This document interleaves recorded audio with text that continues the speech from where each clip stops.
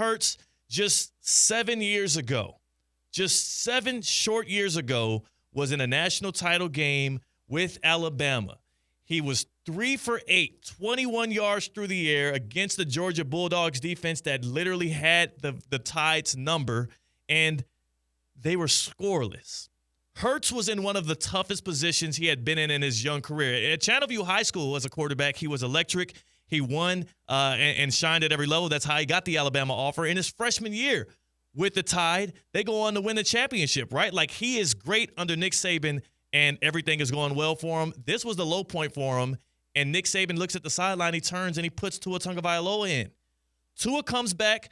He helps the Tide to a win, and I misspoke. The Bama actually lost to Clemson. That was the Deshaun Watson, I believe, championship.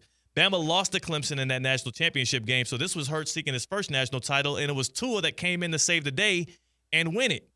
That felt like the low point for Hurts. Since then, he ends up staying with Bama for a year, becoming this guy that the Tide, as a football fandom, celebrated because he stayed 10 toes down with them even after getting benched. Going on to Oklahoma and being a Heisman candidate and a guy that was playing at the highest of levels as well, to go off into the NFL draft. And even still, with the pedigree he had in college, C-Cat, in the 2020 NFL draft, which we think is going to go down as one of the greatest quarterback draft classes in the history of the league, they picked Tua Tagovailoa ahead of him, Justin Herbert ahead of him. Joe Burrow literally goes number 1 overall in that draft. Jordan Love out of Utah State.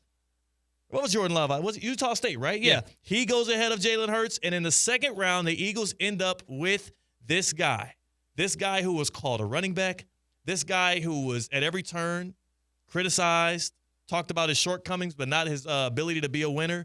Even the Philadelphia Eagles fan base booed him as a second-round pick. They booed a flyer because they believed in Carson Wentz so much at that time. Exactly. They had a quarterback already. And it proved to be one of the smartest and maybe one of the more valuable selections in the history of the NFL draft, because now, after the past 4 seasons, we've seen this guy carry this franchise to heights that not many young quarterbacks have been able to do. 26 years old, 2 Super Bowl appearances, 1 Super Bowl championship and MVP, and a win against Patrick Mahomes, outplaying the guy who his only peer before this, Patrick Mahomes, was a guy that's no longer playing football, and that's Tom Brady. Mahomes was chasing ghosts, and Tom Brady, who was right there doing the broadcast, as we watched Jalen Hurts enter the realm of becoming a colleague, of becoming a peer, of becoming a person that can say, I can look Patty Mahomes in the eye and outplay him on the biggest stage. What's lost in all of this is Hurts has elevated himself into that position that nobody saw coming. And I think because the Eagles' win was so dominant and because it didn't hang on every single throw or fourth down conversion or scramble, people are going to take the credit away from that guy.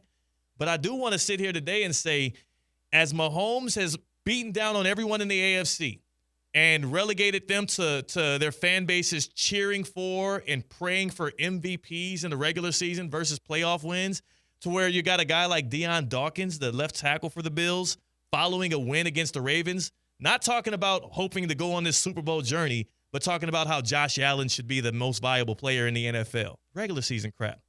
And here goes this guy on the other side in the NFC just quietly cooking and doing it at a level that people don't respect like they should, but it has been nothing short of excellent what Jalen Hurts has been able to do with the Eagles. He's entered the sphere of saying, I can be a peer of Patrick Mahomes, and I do think that at that same time, as people are trying to leverage it, they're saying, hey, he's like a top 5 quarterback now. He's in there. He's a top 5 quarterback. I'm putting Jalen Hurts at number 2 in the NFL right now because he's done something that nobody's been able to do, and that's outplay Mahomes twice on the biggest stage and beat him in a Super Bowl. That feels a little bit extreme. I feel like we're putting all of the efforts from everyone not named Jalen Hurts, and we're selling them short. It's a team sport, and clearly, as we talked about going into this game, the Chiefs are overwhelmed and outmanned at almost every single position besides quarterback, special teams, and maybe tight end. And that was still true going into that game, and we saw it unfold last night. All right, so my question to you is this. In the first Super Bowl, Super Bowl 57, Eagles-Chiefs, Who had a better game between Mahomes and Hurts? Who played better? I thought it was a toss-up. I wouldn't give an advantage to either side. Okay, That both played equally as well. One ended up with the win. That's fair. In this past game that we just watched last night, who had a better football game? Who had a better performance? Jalen Hurts. Patrick Mahomes was historically poor last night. Mahomes had an 11.4 QBR, took 6 sacks, threw a pick 6 to a rookie. And while he was 21 for 32, a lot of his best completions outside of the bomb to Worthy were like at or behind the line of scrimmage because they couldn't get much going. Hurts outplayed him again, and his scrambles, 11 carries, 72 yards, and a touchdown. He was electric on the ground as well.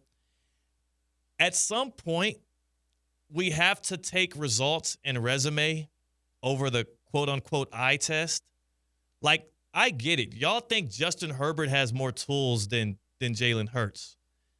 I've seen Herbert now multiple times in the postseason, and I've seen him both relinquish a huge lead and also look non-competitive in a game that they could have at least put up a better fight in. I haven't seen Hurts fall flat on his face in the postseason but one singular time, and outside of that, he's been bordering elite. I don't know what else he has to do for y'all to consider him a top 5 quarterback or number 2 in the league right now. Does he have to win 3 more Super Bowls? Does he have to win a regular season MVP like Josh Allen? But you can't tell me that him looking Mahomes in the eye and outplaying him once, if not twice in the Super Bowl shouldn't be a legacy-building thing the same way that Eli Manning is basically becoming a Hall of Famer based off of it, right? Eli Manning's Hall of Fame career, and that it will eventually happen, is only because he beat Tom Brady twice in the Super Bowl. Yes, that's absolutely true. Hurts, what makes him worse than Joe Burrow, Josh Allen, or Lamar Jackson? What puts those quarterbacks ahead of him if you're just being objective about it? Yeah, because we're not just talking about wins and losses. We're talking about more than just the eye test. We're talking about the context of the teams that surround them. Mm-hmm. And I see quarterbacks like Joe Burrow. I see quarterbacks even like Lamar Jackson and Josh Allen have to do more to get their team across the finish line than I see Jalen Hurts have to do. I don't think it's as simple and black and white as, okay, Hurts equals 1 win over Mahomes, Lamar equals 0 in the playoffs, Allen equals 0. So the only thing that I would say to push back to that is it feels like we'll just take it quarterback by quarterback in this discussion, right? So we can go to Joe Burrow. Sure. He's kind of the lowest hanging fruit in this argument because he had the weakest last year. He's the one as well that I think most people agree, and even I would agree, Josh Allen and Lamar Jackson are more talented than Jalen Hurts. They have more tools. If I'm an offensive coordinator, and like you said earlier, like if I'm trying to start a franchise today, those guys I feels like opens you up to being able to do a lot more with less, which is helpful to team building in a salary cap sport. So I understand people looking at them and saying those guys are great, those guys are elite talents. I would want them over Jalen Hurts. They still haven't done it in the biggest moments enough, right? Like Lamar had his shot last year, and he had a great team around him. Josh Allen had his shot this year, and you said the Bills had a better roster than the Chiefs, so they didn't get it done. So those guys, though they had the talent around them and they were the great elite quarterbacks that you all consider them to be, couldn't get it done when it mattered the most, whereas Hurts just did. The only problem I have is if you're going to knock Hurts for playing well and being surrounded by good talent, then why is it that we give credit to people like Joe Burrow, who the reason the Bengals beat the Chiefs in that AFC Championship game had a lot less to do with him than it did with the defense and the defensive play calling and stifling Patrick Mahomes. Like that was what got them over the hump in that game and got them to the Super Bowl that they inevitably lost. Even with Lamar Jackson, though, even with Lamar and the great regular seasons he's had, the Ravens defense did enough to beat the Chiefs in the AFC title game last year, right? Yeah, like you would agree. Yeah. The Ravens defense, though, the Chiefs didn't score in the second half? Yeah. Chiefs didn't score, and I know that the offensive play calling, Todd Monken got, out-coached there. The only 6 rushes is going against the grain of what you've been doing all year long, but still, Lamar had the ball in his hands. He wasn't able to get over the hump. He wasn't able to get it done.